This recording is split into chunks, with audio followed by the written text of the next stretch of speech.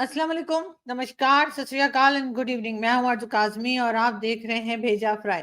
जी हाँ, भेजा फ्राई के साथ हम हाजिर हैं और हम चलते हैं जी न्यूज़ की तरफ। लेकिन उससे पहले हमेशा की तरह आप सबसे रिक्वेस्ट है कि जिसने भी चैनल को सब्सक्राइब नहीं किया है, प्लीज़ चैनल को सब्सक्राइब करना ना भूलें। साथ-साथ बेल आइकॉन को भी क्लिक कर देंगे तो जैसे ही कोई नई वीडियो आएगी, आपको नोटिफ़िकेशन आ जाएगा। खैर, हम बढ़ते हैं आगे। हम बात करेंगे चाबहार पोर्ट की और चाबहार पोर्ट के ऊपर जैसे कि सभी जानते हैं कि भारत, ईरान और अफगानिस्तान ये कंट्रीज मिलकर काम कर रही हैं चाबहार पोर्ट पर। और चाबहार पोर्ट के लिए ये भी कहा गया कि जी अमेरिका की तरफ से ये कहा गया कि जी हम सैंक्शंस लगा देंगे अगर ईरान के साथ किसी ने काम किया या काम करने की कोशिश भी की। जी हाँ, बिल्कुल यही कहा गया। लेकिन साथ साथ उसके बाद हुआ ये कि जी डॉक्टर जयशंकर जी हैं जो फॉरेन मिनिस्टर है भारत के, उन्होंने जवाब दिया है और बड़ा तगड़ा जवाब दिया है। जी हाँ, डॉक्टर जयशंकर का कहना ये है कि जी भारत अपनी मर्जी से काम करता है और हरगिज किसी भी प्रेशर में नहीं आएगा और भारत को सिखाने की जरूरत नहीं है। खैर, कई तरह की चीजें जो अमेरिका हमेशा कहता रहता है और पूरा चौधरी बना रहता है हर तरफ, उसको जी बड़ा करारा जवाब मिला भारत की तरफ से। और भारत ने यही कहा कि जी भारत अपनी मर्जी से काम करेगा, उनकी इंडिपेंडेंट फॉरेन पॉलिसी तो खैर सभी जानते हैं। चाबहार पोर्ट एक बहुत इंपॉर्टेंट प्रोजेक्ट है और चाबहार पोर्ट को लेकर पाकिस्तान में भी कई तरह की बातें की जाती हैं। बहुत से लोगों का ये भी कहना है कि जी ये तो सी पैक के लिए बड़ा खतरा हो जाएगा। तो अगर आपको ऐसा लग रहा था कि सी पैक के लिए कोई खतरा हो सकता है, वैसे तो खैर सी पैक जो है वो अभी तक बना ही नहीं है, 10 साल से ऊपर हो गए हैं और सी पैक में कोई खास हमें ऐसा काम होता दिखाई नहीं दे रहा जिससे कि ये कहा जाए कि सी पैक बहुत जबरदस्त तरीके से कोई सी पोर्ट बनने जा रही है। लेकिन बहरहाल सी पैक के लिए खतरा है, पाकिस्तान से बार बार यही बात की जाती है। लेकिन बात सारी ये है कि जिस वक्त भारत आपसे कई साल से, मैं ये पाकिस्तान से कह रही हूँ, कई साल से भारत आपसे कह रहा था कि जी उसको राहदारी दी जाए अफगानिस्तान तक जाने के लिए और आपने बार बार मना कर दिया। आपने कहा कि नहीं जी हम नहीं देंगे। तो आपको करना तो ये चाहिए था कि आप भारत को स्पेस देते और कहते कि ठीक है आप यहाँ से राहदारी इस्तेमाल कर लीजिए अफगानिस्तान तक के लिए, जो ट्रक आते आप उसका जो है रेंट भी लेते यानी पैसा भी बनाते। और अगर आपको कोई शक था, कोई शुबा था कि अंदर क्या रखा है क्या नहीं रखा है, चावल कह के कहीं पिज्जा तो नहीं भेज रहे, क्या कुछ और बात होती, तो उसको आप चेक कर सकते थे। आखिर ये सिक्योरिटी फोर्सेस आपने किस लिए जमा कर रखी है, किस लिए बना रखी है, तो उन ट्रक्स को आप चेक किया जा सकता था। भारत के साथ आपके टर्म्स भी बेहतर हो जाते क्योंकि आपने उनको राहदारी दे देनी थी, हालांकि आप उनसे पेमेंट भी ले रहे होते कि जी यहाँ से अगर ये रूट आप इस्तेमाल करते हैं तो आपको पेमेंट करनी पड़ेगी। उसके बाद आपके जो जवान है यानी कि आपकी जो फौज है, ये एजेंसी के लोग हैं, जो सिक्योरिटी फोर्सेस के लोग हैं, वो उन ट्रक्स को और जो वहां से सामान आता है उसको चेक करते हैं और जाने देते हैं आराम से। तो शायद भारत इस तरफ सोचता ही नहीं। लेकिन हमारे यहाँ जो है, हमने भी क्योंकि एक तरह की चौधराहट ही दिखानी होती है, तो हमने कहा कि नहीं जी हम ये राहदारी नहीं देंगे, हम स्पेस नहीं देंगे, हम जगह नहीं देंगे, हम जाने नहीं देंगे, ये रूट इस्तेमाल नहीं हो सकता। भारत को हमने साफ टका जवाब दे दिया और सोचा ये कि इसके बाद ही भारत कुछ कर नहीं पाएगा और भारत बड़ा प्रॉब्लम में आ जाएगा। लेकिन हुआ उससे उलट। और फिर हुआ ये कि जी भारत ने कई बार ट्राई करने के बाद उन्होंने कहा ठीक है जी, ना तो ना सही, हम अपना सी पोर्ट बना लेंगे। और इस तरह से चाबहार पोर्ट के ऊपर काम शुरू हुआ और उसमें ईरान, अफगानिस्तान और इस तरह से कंट्रीज जो है वो मिलती चली गई। और इस वक्त भारत जो है बहुत भरपूर तरीके से चाबहार पोर्ट के ऊपर काम कर रहा है, जबकि दूसरी तरफ अगर देखा जाए तो सी पैक पे कुछ भी नहीं हो रहा और सी पैक का जो है वो बार बार जो है वो पैक ही कर दिया जाता है सारा काम। यानी कि कई बार कहा गया कि जी दोबारा स्टार्ट करेंगे लेकिन कुछ हो नहीं पाता। सी पैक का सेकंड फेज शुरू कर रहे हैं जी, फर्स्ट फेज तो हुआ नहीं लेकिन सेकंड फेज के ऊपर जाने की बातें की गई और इसी तरह की कई चीजें जो है वो लेकर आगे बढ़ने की कोशिश की गई मगर नहीं हो पाया। दूसरी तरफ भारत, जिसको हमने टका सा जवाब दे दिया था कि नहीं जी हम ये रूट नहीं देंगे और हमने उनकी मदद नहीं की थी अफगानिस्तान तक जाने में, उन्होंने जी अपना दिमाग, क्योंकि वो लोग बहुत चलाते हैं, तो जी बिल्कुल उन्होंने सोचा कि हम किस तरह इस प्रॉब्लम से निकले और इस तरह से चाबहार पोर्ट के ऊपर जाकर वो बात खत्म हुई। और अब भारत जो है वो चाबहार पोर्ट के ऊपर काम कर रहा है ईरान के साथ। अमेरिका की जहां तक बात है तो मेरी आज सुबह ही मेरे एक दोस्त जो है उनसे बात हो रही थी और मैं उनसे कह रही थी कि अब क्या होगा। और चाबहार पोर्ट के लिए जो है वो सैंक्शंस लगाने की धमकी दे दी है अमेरिका ने, तो वो कहने लगे होगा कुछ नहीं, हम उन्हें अमेरिका को तिलक लगा के उनके सर पे नारियल फोड़ देंगे। और बिल्कुल वो यही कह रहे थे, ठीक ही कह रहे थे। और मुझे ऐसा ही लगता है कि वाकई में अमेरिका के सर के ऊपर नारियल फोड़ देगा भारत, और आराम से सी पैक जो है उसको साइड पे करके अपनी चाबहार पोर्ट जो है वो कंप्लीट हो जाएगी, और उसके बाद आराम से वो रूट इस्तेमाल होगा, ना सिर्फ भारत के लिए बल्कि कई दूसरे देश जो है वो भी उस रूट को इस्तेमाल कर सकेंगे। और दूसरी तरफ पाकिस्तान अपनी ही जो नौटंकी, अपने ही चौधराहट में जो है वो थोड़ा मार खा जाएगा। होना तो वैसे ये चाहिए कि अभी भी टाइम है, पाकिस्तान जो है वो भारत से बातचीत करे, ईरान से बात करे, और सी पैक और उसके साथ साथ चाबहार दोनों के ऊपर मिलकर इस रीजन की जितनी कंट्रीज हैं वो सभी फायदा उठाएं, चाहे वो सी पैक का हो चाहे वो चाबहार का हो। वैसे तो सी पैक कंप्लीट होता हुआ दिखाई नहीं दे रहा, उसके बहुत से रीजन हैं, करप्शन भी मेन रीजन है, लेकिन बहुत से ऐसे रीजन भी हैं कि जिस तरह से चाइनीज पर अटैक हो रहा है और जो कुछ चल रहा है, तो लगता ही है कि सी पैक कंप्लीट होने से पहले ही जो है कहीं ना कहीं जाकर हम देखेंगे कि जी सी पैक के बजाय चाबहार जो है वो कंप्लीट होता हुआ हमें दिखाई दे रहा है। बहरहाल देखते हैं कि इस सिलसिले में कहां से कहां तक काम होता है और किस तरह से जो है अब अमेरिका की बारी है कि वो भारत को क्या जवाब देता है, इसलिए कि डॉक्टर जयशंकर ने तो दबंग तरीके से अमेरिका को करारा जवाब दे दिया है। बात करेंगे पाकिस्तान की और बात करेंगे केपीके की। जी हाँ, पेशावर में ब्राजीलियन टूरिस्ट कोई आया था, उसको जी लूट लिया गया। जी हाँ, कुछ लोग जो हैं वो निकले, वहां पर बताया गया कि उनकी खैर अभी एफआईआर जो है वो जरूर रजिस्टर कर दी है, लेकिन ब्राजीलियन टूरिस्ट थे जो केपीके घूमने आए थे, और पेशावर में उनसे उनका सामान और उनकी चीजें जो है वो छीन ली गई हैं। अब कहाँ तक इस बात को बताया जाए कि वो वापस उनका सामान मिलेगा या नहीं मिलेगा, लेकिन बहरहाल ये बहुत गलत बात है। और इस तरह से टूरिस्ट जो है, कम से कम ये जो कच्चे के डाकू और पक्के के डाकू हैं उनको चाहिए कि कम से कम टूरिस्ट को तो छोड़ दिया करें, जैसे कि आजकल हमारे यहाँ वैसे ही कच्चे के डाकू बड़े फेमस है, उनके साथ साथ पक्के के डाकुओं की भी बात की जा रही है। लेकिन बहरहाल ये कौन से डाकू थे ये पता नहीं लगा है, लेकिन ये जरूर कहा जा रहा है कि जी एफआईआर जो है वो रजिस्टर कर दी गई है, उसके बाद देखते हैं कि इनको कुछ मिलता भी है या नहीं। बात करेंगे एक बार फिर हमारे जो क्रिकेटर हैं, जी हाँ, सईद अनवर साहब, उनकी इनका कहना ये है कि जी आजकल डिवोर्सेस इसलिए ज्यादा की हो रही हैं क्योंकि लेडीज ने काम करना शुरू कर दिया है। खैर अब इनकी इस बात पे क्या कहा जाए, एक जहालत है जो खत्म नहीं होती पाकिस्तान से। और ये जो जितने हमारे क्रिकेटर्स हैं, आप कभी गूगल किएगा आप लोग, वैसे तो मैं खुद भी एक बार शो कर चुकी हूँ और इनकी पिक्चर्स भी दिखा चुकी हूँ, दोबारा कोशिश करूंगी कि दोबारा गूगल से सारी पिक्चर्स कलेक्ट करूं और आपको दिखाऊं कि जब ये क्रिकेट छोड़ देते हैं और ये रिटायर हो जाते हैं तो उसके बाद ये लंबी लंबी दाढ़ियां रख के मौलवी क्यों बन जाते हैं। और इस किस्म की जो फजूल बातें कि जी औरतें जो है वो काम करती हैं, यानी लेडीज जो है वो काम करती हैं जी, इस वजह से डिवोर्सेज हो रही हैं, ये बात जो है वो मेरी समझ से बाहर है कि ये जहालत इनके अंदर कहाँ से आई है और क्यों आई है। वरना तो लेडीज तो हमेशा से काम करती आई हैं। अगर ये हिस्ट्री पढ़ते हैं और इन्होंने इस्लामिक हिस्ट्री अगर हम कहें वो पढ़ी है, तो इस्लामिक हिस्ट्री में भी जो लेडीज हैं वो काम करती हुई ही दिखाई दी है और बल्कि बिजनेस वुमेन रही हैं।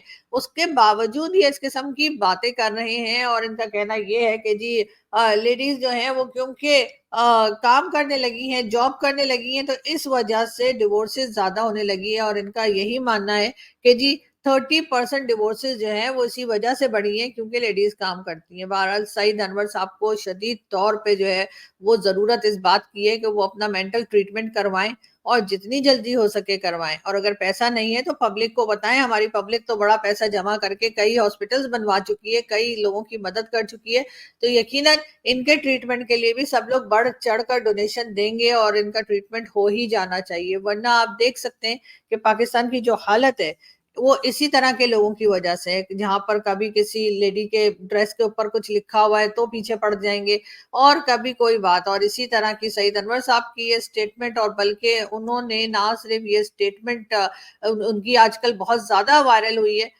और यही कहा जा रहा है कि जी ये तो अजीब अजीब किस्म की बातें करने लगे हैं और अजीब अजीब किस्म के काम कर रहे हैं, तो इनको इस किस्म की बातें करने से पहले 10 दफा सोचना चाहिए कि आखिर ये कर क्या रहे हैं और किस तरह की चीजों को प्रमोट कर रहे हैं। यानी ये बता रहे हैं कि तमाम लेडीज जो है वो घर बैठ जाएं और काम। यूरोप यंगस्टर रुल रहे हैं, घर वाले जलील बीवियां शोरों में लड़ाई हो रही हैं, इतना हालात खराब हो गए कि उन्होंने लड़कियों को कमाई पे लगा दिए। मुझे ऑस्ट्रेलिया के मेयर ने कहा, मैं कहा तुम्हारे यहाँ डिप्रेशन ड्रग्स क्यों है, तुम्हारे यहाँ खुदकुशी क्यों है। मुझे भी ऑस्ट्रेलिया का कैप्टन वो पहला टॉप प्लेयर उसने मुझे बुलाया, वो शॉन स्टेट कोई फास्ट बॉलर है, पाकिस्तानी कोच, न्यूजीलैंड के कैप्टन ने मुझे बुलाया, विलियमसन ने, कि यार हमारे हालात बताओ कैसे सही होंगे। मुझे ऑस्ट्रेलियन मेयर ने कहा जब से हमने औरतों को कमाई पे लगाया हमारा कल्चर बर्बाद हो गया। अल्लाह कुरान में कह रहे हैं करना ब्यूटी कुन्ना, औरत घर में बैठने की चीज है।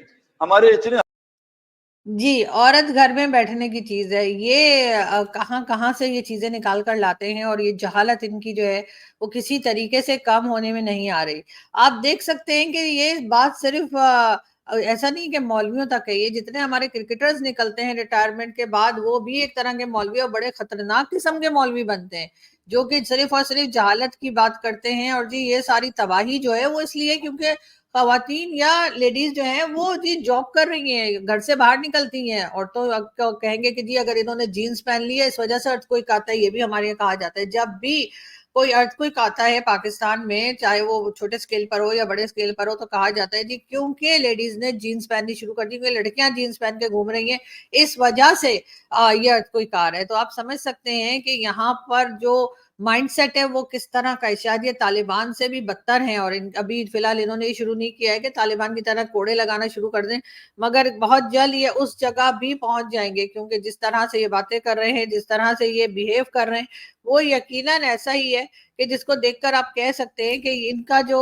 दिमागी हालत है वो ठीक नहीं है, और इन लोगों को यकीनन ट्रीटमेंट की जरूरत है। वैसे तो खैर ये जिहादी माइंड और जिहादी माइंडसेट जो है वो आपको सिर्फ मर्दों में नहीं मिलेगा, आपको लेडीज में भी मिलता है। लेकिन बात सारी है कि लेडीज का सामने इतना नहीं आता है जितना कि इन मर्दों का आता है, जो बार बार लेडीज को घर बिठा देने की और लेडीज के ऊपर ये कह देते हैं कि जी ये जॉब नहीं करें, ये बाहर ना निकले, किसी से बात ना करें, जी बुर्का पहन ले, अबाया पहन ले, हिजाब पहन ले, इस किस्म की चीजें करते हैं। ठीक है, अगर किसी को करना है तो वो अपनी मर्जी से करे, जबरदस्ती नहीं, किसी के ऊपर फोर्स करके नहीं किया जा सकता। और इसी तरह से जैसे तालिबान ने अपने यहाँ कह दिया है कि जी लेडीज जो है वो जॉब नहीं कर सकती, सैलून बंद कर दिए हैं, हर तरह से बाहर निकलना आना जाना उनका जो है वो बंद है।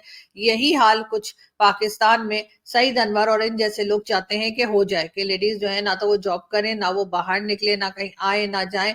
और यही चीज जो है ये पाकिस्तान की तबाही का बायस भी बन रही है। पाकिस्तान इस वक्त जिस हालत में है उसमें यही जिहादी माइंड जो है वो कहीं ना कहीं पे जो है वो पाकिस्तान को नुकसान पहुंचा रहा है, और जिसको ठीक करने के लिए लोग तैयार नहीं है। तो इस तरह के लोगों को मेरा ख्याल है कि वैसे तो मेंटल ट्रीटमेंट की जरूरत होनी चाहिए। और कई जो लेडीज जो काम करती हैं, चाहे वो घर के अंदर करें घर के बाहर करें, उनको यकीनन सईद अनवर की इस बात से बहुत दुख हुआ होगा, बहुत बुरा लगा होगा। लेकिन इनको कोई फर्क पड़ता नहीं, ये जाकर जनाब यूरोप को सुधारने चले हैं, यानी अब यूरोप की बारी है। और यूरोप में जाकर अब ये कोशिश करेंगे कि सब लोगों को, सारी जो लेडीज हैं उनको ये घरों में पहुंचा दें, और साथ ही साथ उनको ये भी बता दें कि उन्होंने किस किस्म का ड्रेस पहनना है, उन्होंने क्या करना है, क्या खाना है, क्या पीना है। और वहां जाकर ये प्रचार करेंगे इस्लाम का। और फिर हैरत की बात ये है कि इन जैसे लोगों को वीजा भी मिल जाता है, ये वहां पहुंच भी जाते हैं, वहां जाकर ये काम भी यही शुरू कर देते हैं तबलीग का, जो इन्होंने हर जगह करना होता है। तो आखिर ये वहां जाने के बजाय ये किसी इस्लामिक कंट्री में क्यों नहीं जाते, और वहां जाके क्यों नहीं रहते, ये भी एक बहरहाल लोगों के लिए एक बहुत बड़ा इशू है।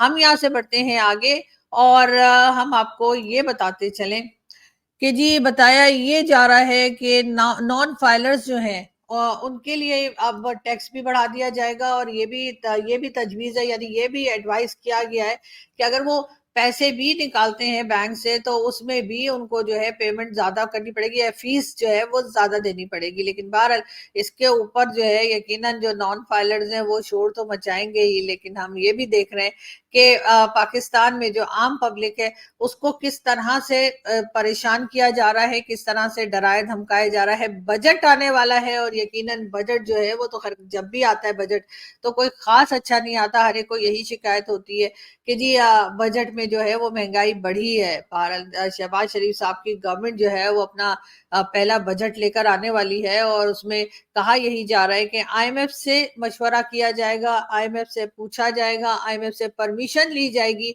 और फिर जैसा बजट आईएमएफ कहेगा वैसा ही बजट जो है पाकिस्तान में बनाया जाएगा। लेकिन फिर भी खाने पीने की चीजें हों, चाहे मेडिसिन हो, चाहे कुछ भी हो, आपका सामान जो आप लोग मार्केट से लेते हैं, हर चीज सब्जी से लेकर, सब्जी तरकारी से लेकर मेडिसिन तक, हर चीज की प्राइस बढ़ती हुई दिखाई देगी। और यही बात जो है लोगों को पहले से ही मालूम है और लोग परेशान भी हो रहे हैं। जॉब्स लोगों के पास नहीं है और जिनके पास जॉब्स हैं वो एक एक करके खत्म होती चली जा रही हैं। और अब हालत तो ये हो गई है कि लोग एक दूसरे की जॉब छीनने के चक्कर में हैं या एक दूसरे की लेग पुलिंग कर रहे हैं ताकि उसका जो फायदा है वो उनको हो, फाइनेंशियली फायदा हो या किसी तरीके से। आपको यहाँ पे फ्रॉडिये भी बहुत आजकल मिलेंगे। पाकिस्तान में ऐसे ऐसे फ्रॉडिये घूम रहे हैं कि आप हैरान हो जाएंगे। आप अगर किसी मार्केट में जाएं तो अच्छे भले लोग जिनका ड्रेस भी ठीक होगा, जो बातचीत में भी ठीक होंगे, वो भी आपको भीख मांगते हुए नजर आएंगे। वो भी कोई ना कोई दुहाई दे रहे होंगे। कभी कहेंगे कि जी घर में कुछ खाने को नहीं है और कभी कहेंगे कि जी मेडिसिन नहीं है। कभी कोई बात, कभी कोई अपनी माँ को दिखाना शुरू कर देगा कि जी मेरी माँ बड़ी बीमार है और बड़ा महंगा जो है इलाज चल रहा है। कोई अपने फादर को दिखाएगा, कोई किसी को दिखाएगा। लेकिन बात सारी ये है कि ये सब लोग जो है वो सड़क पे निकल आए हैं। जाहिर है लोगों के पास काम नहीं है, लोग परेशान है, लेकिन साथ साथ फ्रॉड भी बहुत कुछ हो रहा है। यानी जो लोग बैठ के खाने के आदी हैं, उस तरह के लोग जो हैं वो फ्रॉड भी बहुत कर रहे हैं। लेकिन पाकिस्तान की ये हालत पहले ऐसी नहीं थी। ये तो अब ऐसी हो गई है जब से ये गवर्नमेंट ने जो है एक के बाद एक लोन लेने शुरू किए और उस लोन को लेकर बजाय जहां के लिए कर्जा लिया है वहां लगाने के बजाय करप्शन की खा गए। बुरा हाल हो गया। पाकिस्तान की इकोनॉमी की बिल्कुल बैंड बजी हुई है और बार बार बताया ये जाता है कि जी इकोनॉमी जो है वो बहुत बेहतर चल रही है, जी इकोनॉमी जो है बहुत अच्छी चल रही है। लेकिन कब तक यही जो है वो चूरन खिलाते रहेंगे लोगों को। आपने देखा कश्मीर में क्या हुआ, कश्मीर में किस तरह से अभी तक प्रोटेस्ट चल रहा है।